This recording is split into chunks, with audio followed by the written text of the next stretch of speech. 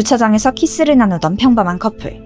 이 낭만적인 순간이 곧 지옥으로 변하게 될 줄 그 누구도 예상하지 못했습니다. 범인들은 여성의 몸에 락스를 들이붓고 남성에겐 휘발유를 뿌렸습니다. 인간이라면 상상도 못할 지독한 고문이었죠.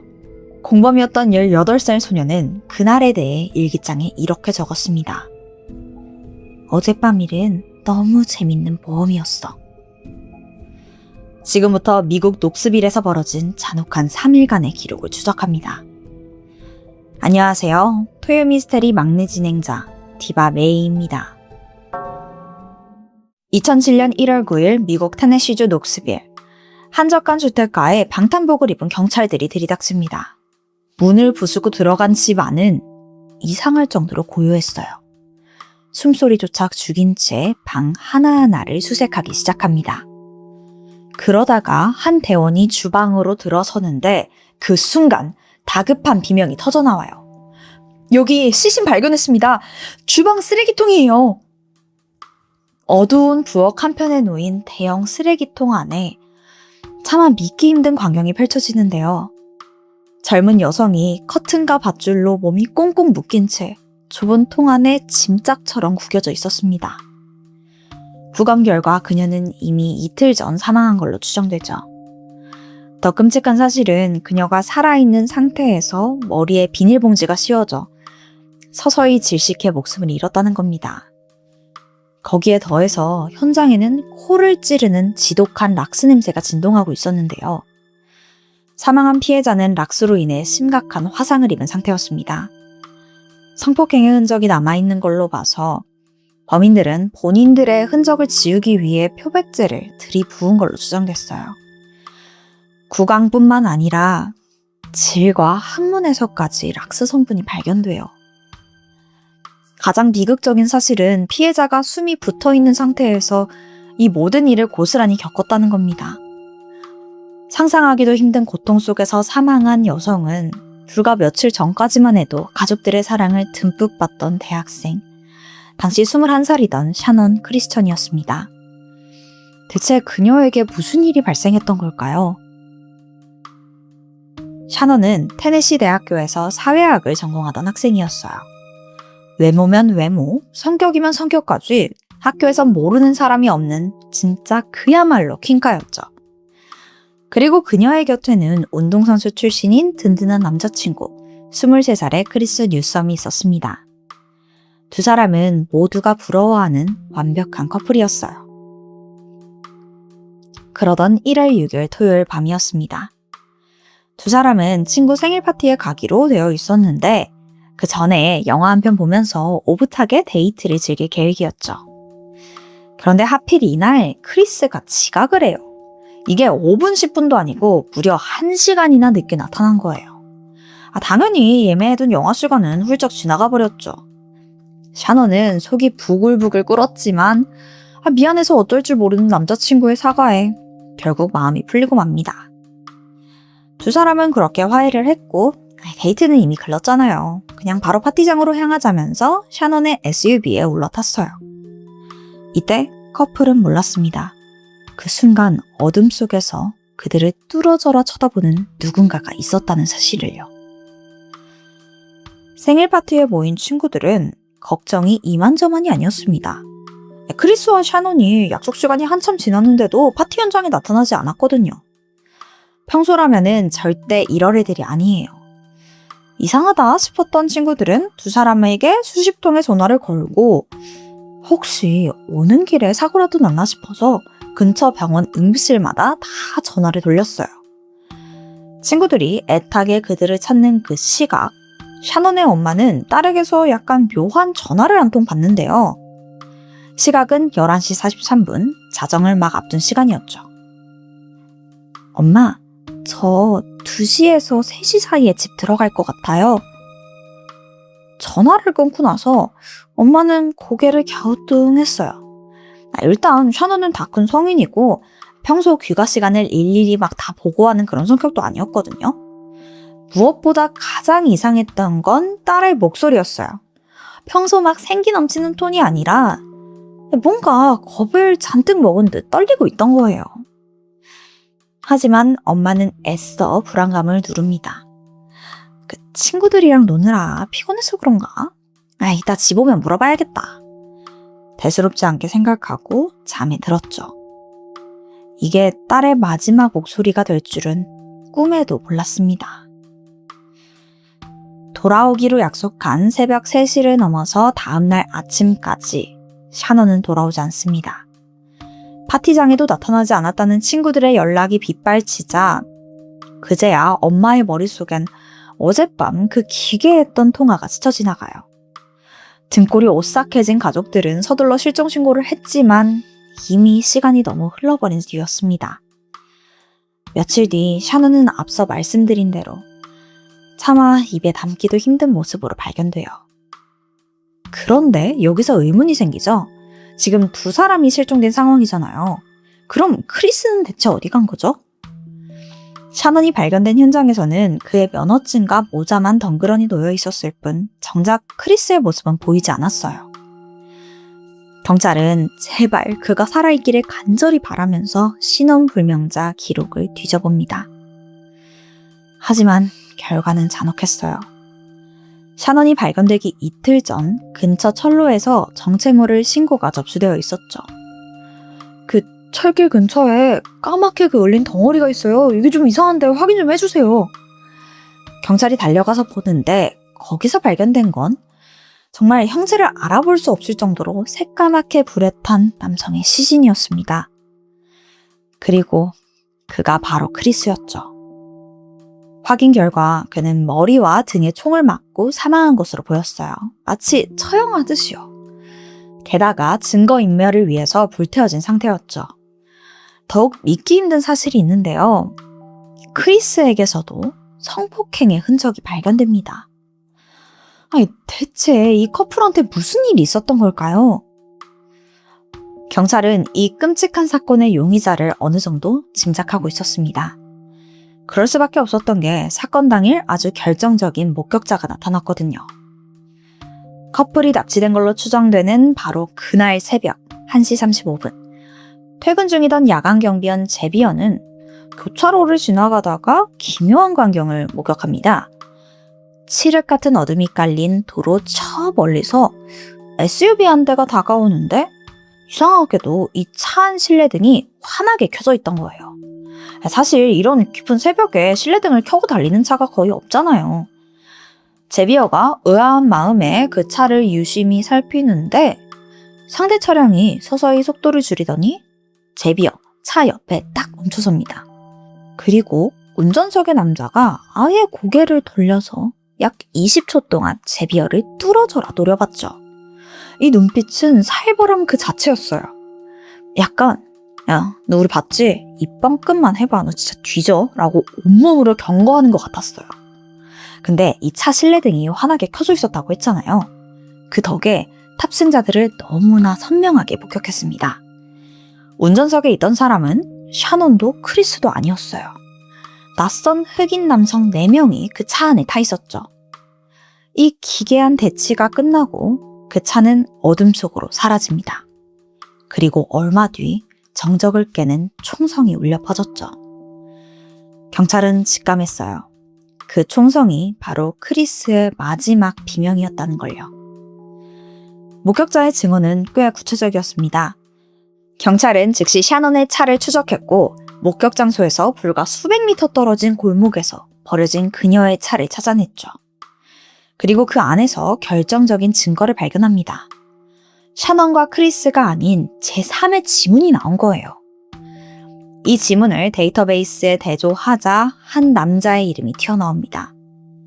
그는 바로 러마리커스 데이브슨인데요. 러마리커스는 단순한 전과자가 아니었어요. 차량 강도와 총기 범죄로 복역하다가 가석방된 지 얼마 안 된 아주 위험한 인물이었죠. 여기에 결정적인 증거가 하나 더 더해집니다. 크리스의 몸에서 나온 총알이 과거 러마리커스가 구매했던 총알과 정확히 일치했던 거예요. 그런데 이 사건은 2사람을 납치 살해한 사건입니다. 특히 크리스는 190이 넘고 과거 운동선수로 활약했을 정도로 굉장히 건장한 사람이에요. 이 2사람을 한 번에 제압했다면 분명 공범이 있을 가능성이 높겠죠. 경찰은 공범의 존재를 확인하기 위해 러마리커스의 발신 내역을 추적해보는데요. 가장 최근 통화한 인물은 34살이던 에릭 보이드더라고요. 하지만 아직 에릭이 범행에 직접 가담했다는 확실한 물증은 없었어요. 여기서 괜히 성급하게 움직였다간 에릭뿐만 아니라 러마리커스까지 놓칠 수 있습니다. 그래서 경찰은 아주 영리한 전략을 쓰는데요. 에릭을 막 범죄자로 몰아세우는 대신에 슬쩍 다가가서 이렇게 말한 거예요. 야, 네 친구 리마리커스가 아주 끔찍한 사건에 연루됐어. 너도 괜히 엮이고 싶지 않으면 지금이라도 협조해. 이 말에 에릭의 머릿속은 복잡해집니다. 나 빠져나갈 수 있나? 괜히 입 다물고 있다가 일 더 커지는 거 아니야? 그는 잠깐 고민하더니 순순히 러마리커스가 숨어있는 은신처를 실토해버립니다. 참, 종이장보다도 가벼운 우정이죠. 그렇게 그의 밀고 덕분에 사건이 발생한 지 5일 만인 1월 11일, 경찰은 러마리커스를 급습해서 그를 체포하는 데 성공합니다. 이때 또 분노를 자아내는 일화가 하나 나오는데요. 제압을 해서 바닥에 엎드려져 있는 러마리커스의 발에 너무나 낯익은 운동화가 신겨져 있더라고요. 네, 그건 바로 피해자 크리스가 실종 당일 신고 있던 나이키 운동화였습니다. 사람을 죽여놓고 피해자의 신발까지 태연하게 빼서 신었던 거예요. 와, 진짜 너무 열받죠? 더 가관인 건 그의 태도예요. 체포되자마자 지만 살겠다고 공범들의 이름을 싹 불어버립니다. 나는 집만 빌려줬지 아무것도 모른다 라면서 오히려 자기는 억울해해요. 자, 그가 밝힌 공범은 아까 본인 밀고 했던 그 에릭이요. 그리고 이복 동생 러텔비스 카빈스, 그리고 러텔비스의 여자친구 바네사 콜먼, 이들의 친구 조지 토머스까지 총 5명이었습니다. 체포 당시 이들은 은신처에 숨어 살면서 살인사건 뉴스를 계속 검색하고 있었다고 해요. 그러니까 경찰의 동태를 살피고 있던 거죠. 이 악마들이 모이게 된 건 사건 발생 1년 전인 2006년으로 돌아가야 합니다. 러마리커스가 노숙자 신세이던 동생 러텔비스를 집으로 들인 게 화근이었어요. 이때 러텔비스는 자기 여자친구 바네사와 친구 조지까지 그냥 무작정 데려왔죠. 그렇게 모인 이 4명은 러마리커스의 낡은 월시집에서 모여 살기 시작해요. 기술도 학력도 없는데 얘네들이 돈 버는 방법이 뭐가 있었겠어요. 그냥 강도짓 하는 거죠. 하루 벌어 하루 먹기도 살기 힘든 이 와중에 러마리커스는 끔찍한 욕망을 품습니다. 여자를 안고 싶은 거예요. 하지만 그에겐 매력도 매춘을 할 돈도 없었어요. 결국 그는 결코 해서는 안 될 선택을 하게 되는데요. 길거리에서 그냥 여자 납치하면 되잖아. 이렇게 생각한 거예요. 아니 이게 무슨 흐름이에요? 제정신이 아니죠? 하지만 그를 막을 사람은 주변에 아무도 없었습니다. 러마리커스는 동생 러텔비스와 친구 조지를 막 부추겼고 절친인 에릭까지 끌어들여요. 그렇게 사건 당일인 1월 6일 밤, 이들은 차를 몰고 사냥감을 찾듯이 거리를 배회하기 시작했죠. 근데 얘네가 차도 없어서 간신히 사촌한테 차 빌려가지고 왔다고 해요. 어쨌든 그러다가 주차장에서 다정하게 키스를 나누던 샤넌과 크리스를 발견한 겁니다. 샤넌은 단번에 그들의 눈길을 사로잡았죠. 이 일당들이 평생 눈에도 담지 못할 만큼 빛나는 사람들이었으니까요.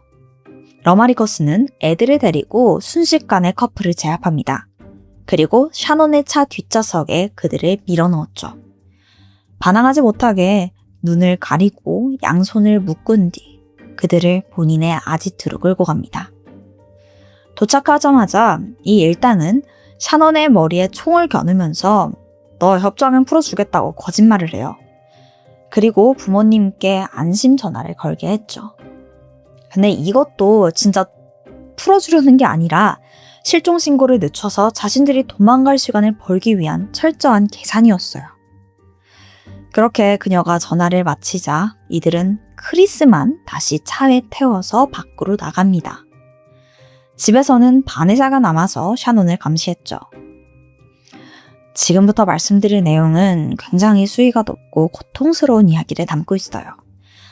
최대한 순화해서 전달해드리겠지만 힘드신 분들은 잠깐 쉬었다가 보시길 추천드립니다.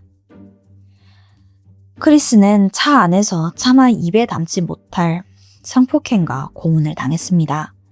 정황상 동성애 성향을 가진 에릭의 짓으로 추정돼요. 하지만 시신을 태우면서 모든 DNA가 소실됩니다. 그러니까 정확히 누가 범인인지 확인할 수는 없었죠. 그리고 여러분, 혹시 기억하시나요? 아까 그 목격자 제비에어가 실내등이 환하게 켜진 SUV 봤다고 했잖아요. 사실 그가 차 안을 유심히 보고 있을 때 그 안에는 크리스도 있었습니다. 눈이 가려지고 입이 막힌 채 뒷좌석 구석에 구겨져 있던 겁니다. 어쩌면 크리스는 밖에서 비치는 헤드라이트 불빛을 보면서 제발 좀 도와달라고 속으로 울부짖었을지도 몰라요. 하지만 그 살벌한 20초간의 시선 끝에 차는 어둠 속으로 사라졌죠. 그 와중에도 러마리커스는 욕심을 버리지 못해요. 차 안에서 크리스가 신고 있던 나이키 운동화를 빼앗았죠. 그렇게 차가 얼마나 달렸을까요?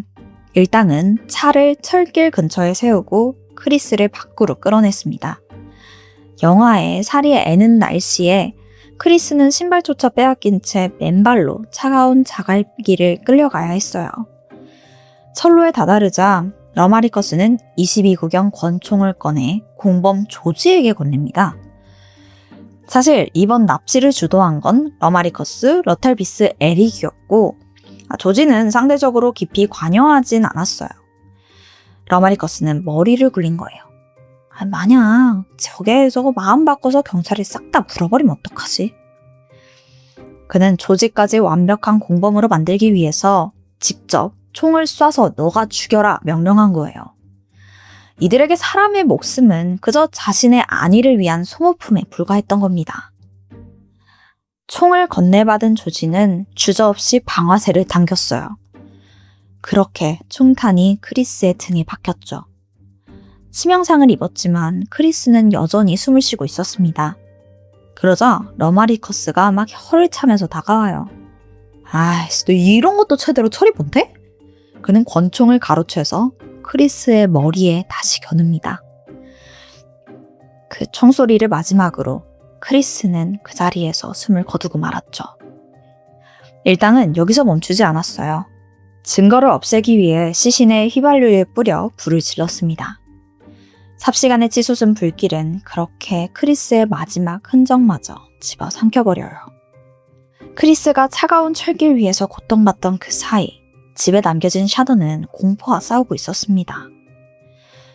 얼마나 시간이 흘렀을까요? 마침내 현관문이 열리고 일당이 들어오는 소리가 들립니다. 하지만 함께 나갔던 크리스의 기척은 들리지 않았죠. 샤너는 직감했어요. 남자친구가 더 이상 세상에 없다는 걸요. 공포에 질린 그녀 주위로 4명의 남자가 몰려듭니다. 그리고 차마 입에 담기도 힘든 제안을 꺼내죠. 자신들을 입으로 만족시켜주면 풀어주겠다고 막 낄낄거리더라고요. 애초에 샤넌에게 선택권 따윈 없었어요. 샤넌은 러마리커스와 러텔비스에게 무차별적으로 유린당합니다. 그녀는 그 지옥 같은 시간을 집으로 돌아가자라는 희망 하나로 버텼어요. 하지만 이 악마들은 약속을 지킬 생각이 전혀 없었습니다. 입에서 시작해서 질과 항문까지 정말 수시간 동안 잔혹한 성폭행이 이어집니다. 샤넌의 몸 곳곳은 찢기고 피가 터져나왔어요. 이때 여성 공범 그 바네사는 뭐라고 있었을까요? 그녀는 자기 남자친구를 말렸습니다. 야, 이제 그만하라 라면서요. 미안한 마음이라도 들어서였을까요? 아니요, 전혀요. 그저 자기 남자친구가 다른 여자와 즐기는 모습이 꼴보기 싫다는 추악한 질투심 때문이었습니다. 바네사는 분풀이하듯이 막 샤넌을 발로 걷어차고 지디겼어요. 이들에게 그녀는 사람이 아닌 그저 망가뜨려도 되는 장난감에 불과했던 거예요. 샤넌은 고문에 가까운 폭행을 당하면서도 제발 살려달라고 애원했습니다. 하지만 그 절규는 끝내 누구의 귀에도 닿지 않았어요. 새벽 무렵 시작된 범행은 다음날 점심까지 이어집니다. 이렇게 욕망을 다 쏟아내니까 일당들은 슬슬 흥미가 떨어지더라고요. 이제 그들의 머릿속엔 증거인멸이라는 단어가 떠올라요. 그리고 또 끔찍한 행동을 보이는데요. 본인들 DNA를 지우겠다면서 가져온 건 다름 아닌 청소용 락스였습니다. 여러분, 근데 이거 정말 제가 말로 전해드리기도 힘들 만큼 잔혹해요. 이들은 샤넌의 입안에 주저없이 락스를 들이부었어요. 정말 식도가 타들어가는 고통 속에 바닥을 구르며 절구했지만 범인들은 전혀 아랑곳하지 않았습니다. 오히려 청소라도 하듯 생식기를 포함한 전신에 락스를 쏟아붓고 막 팍팍 문지르더라고요. 그건 정말 피부가 벗겨져 나갈 때까지 그게 계속돼요. 샤넌은 눈과 입, 정말 온몸이 타들어가는 고통 속에서 끝까지 삶의 끈을 놓지 않으려고 했어요. 하지만 일당들은 끝까지 단혹했습니다. 그들은 아직 숨이 붙어있는 샤넌의 머리에 비닐봉지를 씌워 공기를 차단했고 커튼으로 몸을 묶더니 쓰레기통에 그냥 구겨 넣었죠. 그녀가 천천히 질식해서 죽어가는 동안 러마리커스는 태연하게 남자친구 크리스의 핸드폰을 이용해 다른 여자들과 연락을 주고받습니다. 진짜 이 5명 중에 제정신은 단 한 명도 없어요. 그냥 인간의 탈을 쓴 악마들 뿐이었죠. 이들의 뻔뻔한 만행은 재판 과정에서도 계속됩니다. 유일한 여성이었던 바네사는 재판 내내 자기도 협박을 당해서 어쩔 수 없이 가담한 거다. 나는 무죄다 주장했어요. 하지만 사건 다음 날 적은 일기장이 공개되자 법정은 큰 충격에 빠집니다. 어젯밤은 정말 특별했어요. 엄청나게 재밌는 모험을 했거든요. 사람이 죽어가는 모습을 보고도 재밌는 모험이요? 진짜 기가 차서 말이 안 나오죠. 결국 그녀의 거짓말이 이렇게 들통나면서 징역 53년형을 선고받아요. 하지만 이후 재심을 통해 35년형으로 감형되어 지금 복역 중이죠. 한편 에릭의 죄를 밝히는 과정은 무척 험난했습니다. 범인들이 락스로 증거를 인멸한 탓에 에릭의 흔적만은 쏙 사라졌거든요. 경찰은 11년이라는 긴 시간 동안 끈질기게 수사했고 공범 중 한 명인 조지로부터 결정적인 증언을 받아냅니다. 2019년 8월 13일 에릭의 재판에 조지가 증인으로 참석했고 범행의 전말을 세세히 밝혔습니다. 다행히 에릭의 죄가 인정돼서 종신형에 90년형까지 추가로 내려져요. 그렇게 법의 심판을 받게 됐습니다. 여기에 나와서 증언을 한 대가로 종신형이었던 조지는 50년형으로 감형을 받았고요. 나머지 일당들도 응당한 대가를 치렀습니다. 이복 동생이었던 러텔비스는 가석방 없는 종신형을, 주범인 러마리커스에게는 사형이 선고되어서 현재 수감 중이죠. 사건 현장이었던 곳에는 피해자들을 추모하는 작은 기념비가 세워져 있습니다. 지금도 많은 사람들이 이곳을 찾아 꽃을 꽂아 놓으며 두 사람을 기리고 있죠. 형언할 수 없는 공포와 고통 속에서 짧은 생을 마감해야 됐던 샤넌과 크리스, 부디 하늘에서는 아무런 고통도 없이 평안하기를 진심으로 바랍니다. 제가 준비한 스토리는 여기까지예요. 지금까지 토요미스터리 디바 메이였습니다. 1994년 12월 19일 일요일 새벽 1시 40분이었습니다. 남아프리카 공화국 포트 엘리자베스 근처에 위치한 외진 숲속에 차 한 대가 천천히 멈춰서요. 엔진이 꺼지자 사방은 금세 정적에 잠겼죠. 문이 열리고 2명의 남성이 내립니다. 두 사람은 무언가 짧게 말을 주고받더니 그중 한 명이 결심한 듯 조수석으로 돌아와요.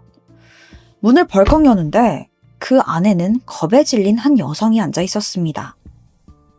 27살의 앨리슨 보타였어요. 그녀를 조용히 바라보던 남성은 이내 입을 열어요. 당장 차에서 내려.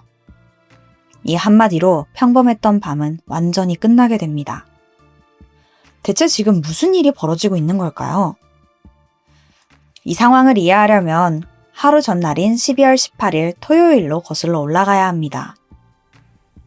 앨리스는 친구들과 평화로운 주말을 보내고 있었어요.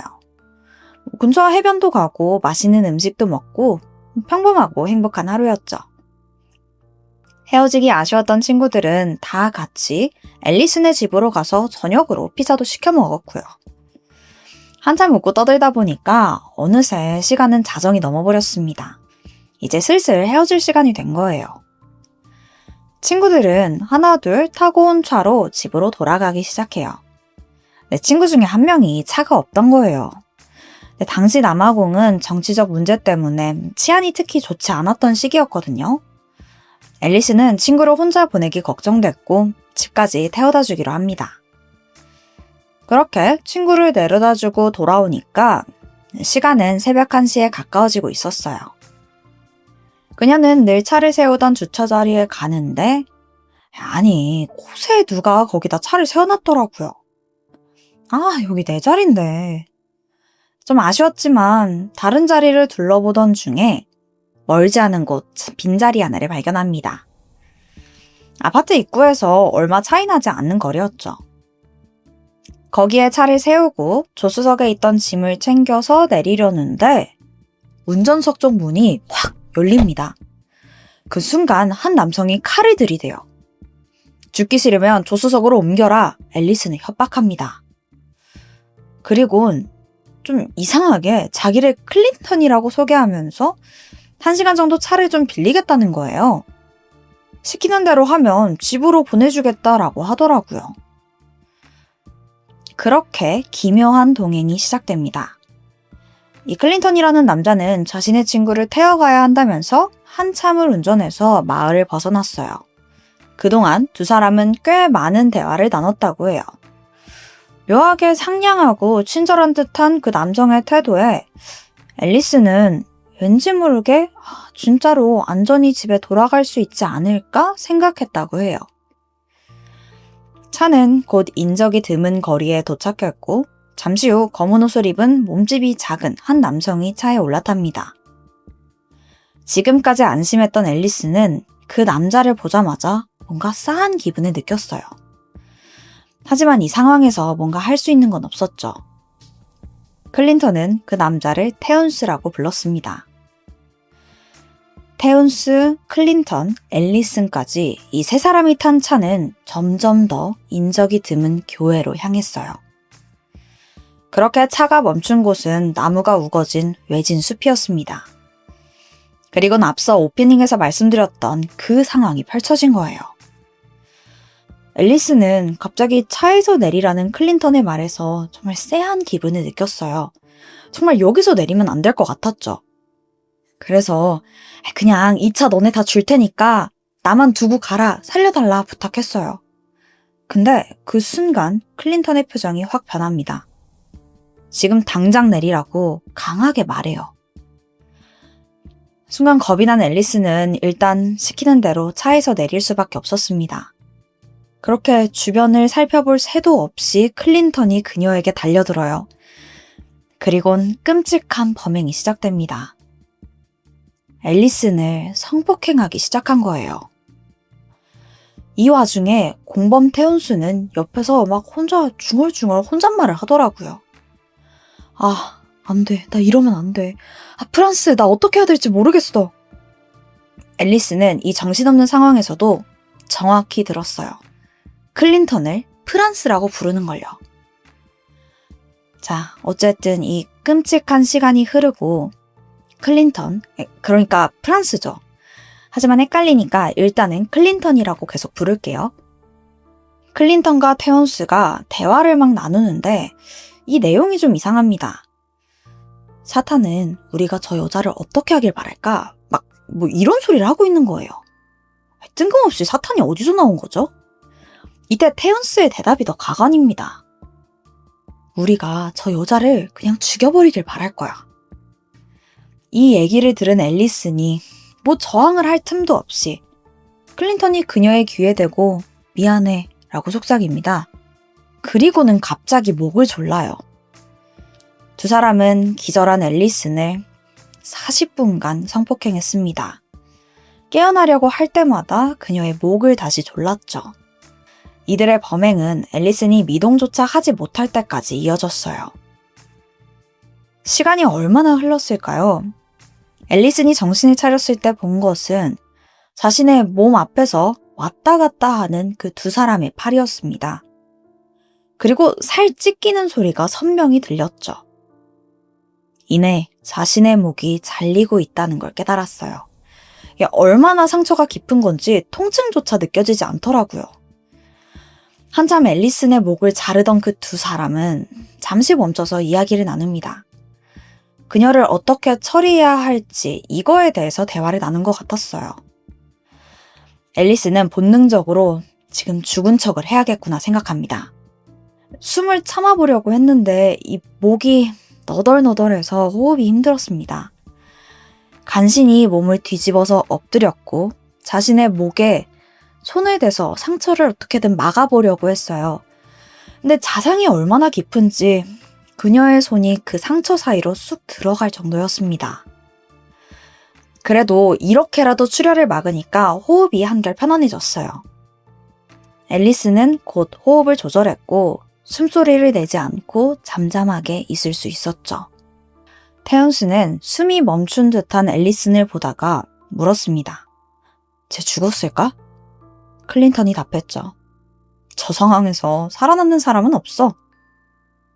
두 사람은 그녀가 죽었다고 생각하고 그냥 그곳에 버려둔 채 차를 타고 떠납니다. 주변은 곧 조용해졌어요. 홀로 남은 앨리스는 이제 진짜 나는 죽겠구나 모든 걸 포기했습니다. 그리곤 자신의 피로 모래 위에 마지막 유언을 남겨요. 아까 들었던 범인의 본명 프란스와 엄마 사랑해요 라는 짤막한 편지도 남겼죠. 그녀는 죽음을 받아들이려고 했습니다. 그런데 이때 꽤 가까운 거리에서 반짝이는 자동차 헤드라이트 불빛을 발견해요. 도로가 가까이 있나? 순간 앨리슨의 마음속에 희망의 불씨가 싹 텄죠. 조금만 더 가면 도움을 받을 수 있지 않을까?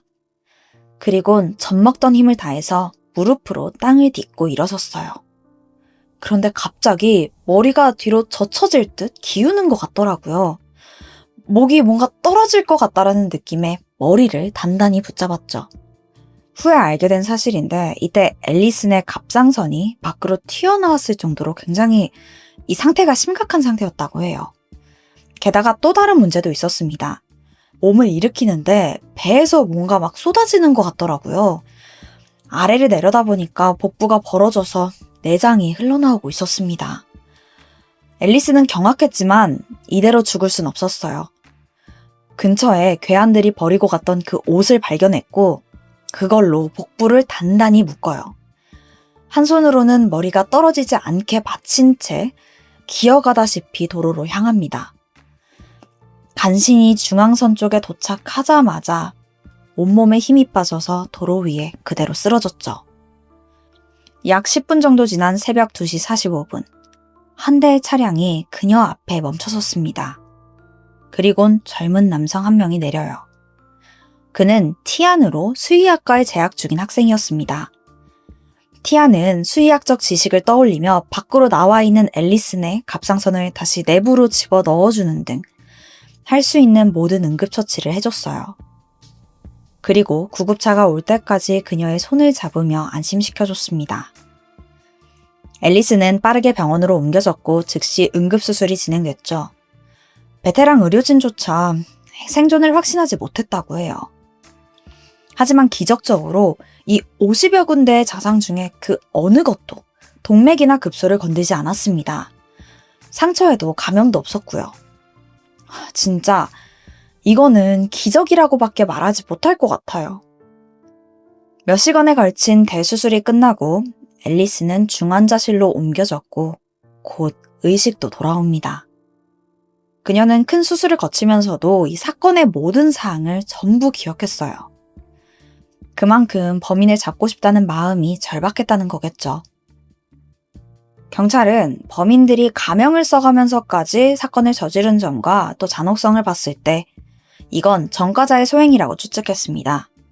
거기에 더해서 앨리슨이 범인의 이름을 기억했잖아요. 용의자들을 금세 추릴 수 있었어요. 그리고 그들의 사진을 가져와 그녀에게 보여줍니다.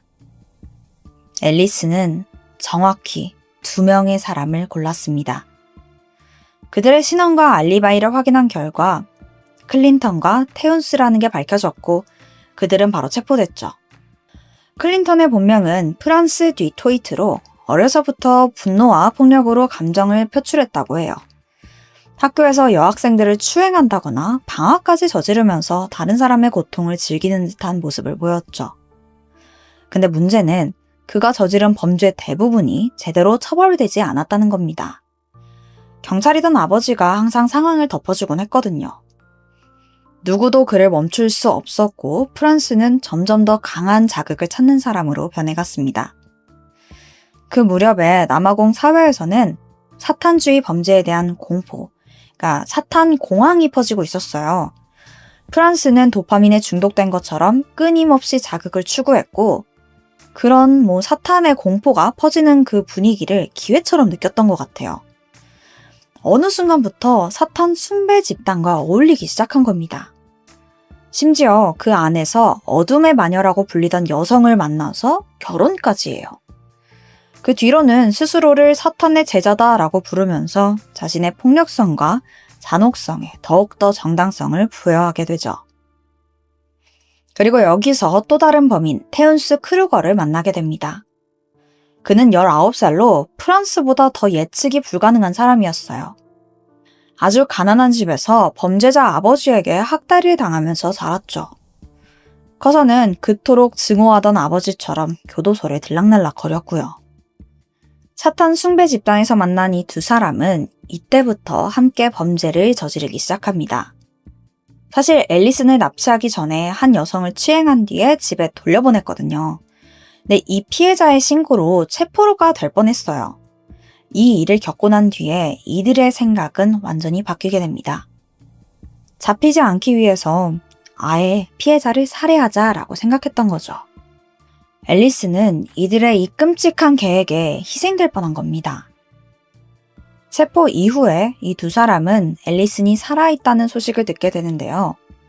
프란스는 그 말을 듣고 절대 그럴 리 없다 막 소리를 치다가 그 자리에서 쓰러져서 기절까지 해요. 정말 뻔뻔하고 어처구니 없는 반응이죠. 1995년 6월 프란스와 테네스의 재판이 본격적으로 시작됩니다. 2사람은 과거엔 처벌을 다 피해왔지만 이번만큼은 달랐어요. 그들의 변호인이 재판석 앞에서 이런 끔찍한 범죄자들을 돕고 싶지 않다라고 선언하면서 변호를 거부한 겁니다. 이런 이례적인 상황 속에서 그들은 검찰 측의 주장에 반박할 기회조차 제대로 갖지 못했고 결국 당연스럽게도 유죄 판결을 받게 돼요. 2사람은 납치, 강간, 살인미수 등의 혐의로 종신형을 선고받습니다. 법원은 그들의 잔혹성과 범죄의 강력성을 고려해서 사면이나 가석방의 가능성이 매우 낮아야 한다라는 엄중한 판단을 남겼습니다. 그렇게 이들은 평생 감옥에 있을 것처럼 보였죠. 한편 피해자 앨리스는 자신의 상처에서 벗어나서 새로운 삶을 만들어가기 위해 노력했어요. 많은 이들 앞에서 생존과 희망에 대해서 연설했고 또 비슷한 고통을 겪는 피해자들을 돕는 활동도 이어갔죠. 후에는 결혼도 하고 아이 2의 엄마가 되면서 그녀는 정말 살아있다라는 것의 의미를 직접적으로 증명해냈습니다. 하지만 사건이 있고 28년이 지난 2023년 7월 한 소식을 접하게 되면서 이 평온은 무너지게 되는데요. 그건 바로 프란스와 테운스가 가석방이 되었다는 소식이었습니다.